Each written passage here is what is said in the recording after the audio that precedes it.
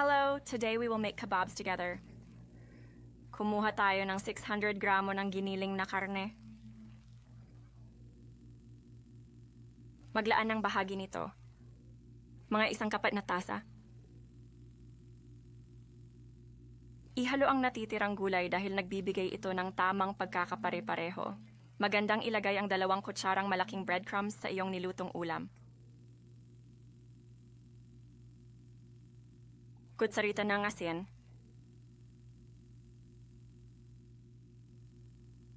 At kutsara. At isang malaking kalahati ng hakshibor para sa shawarma. Shawarma ng karne.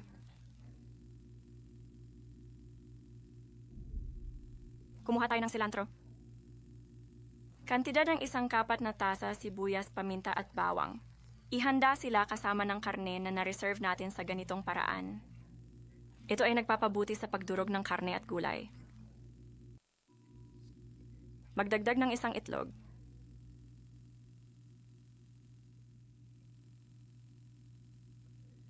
Idinadagdag namin ang giniling na karne sa mga gulay.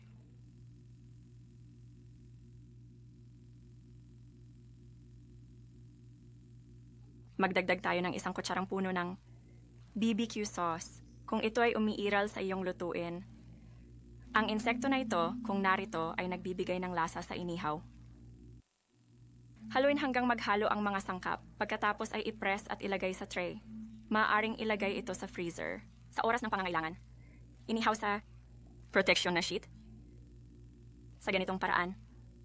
Ihahain ito kasama ang tinapay na may lebadura. Bumalik sa aking channel.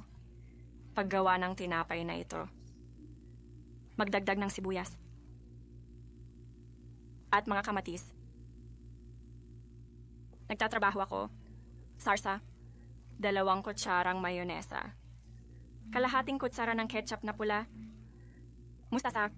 Ang dilaw na Dijon ay hinalo ng mabuti. At ito ay ginagamit sa napakaraming uri ng sandwich. At kung mas gusto mo ang maanghang na lasa, pwede kang magdagdag ng kaunting sili sa sarsa.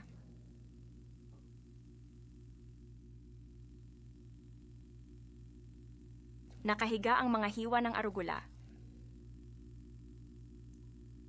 Pinapainit namin ito sa parehong kawali kung saan namin maingat na ginawa ang kefte dahil nagbibigay ito ng mas masarap na lasa.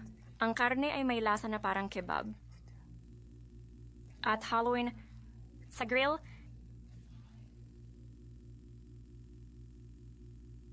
Nagbibigay ito ng masarap na lasa ng karne na nakababad ng matagal.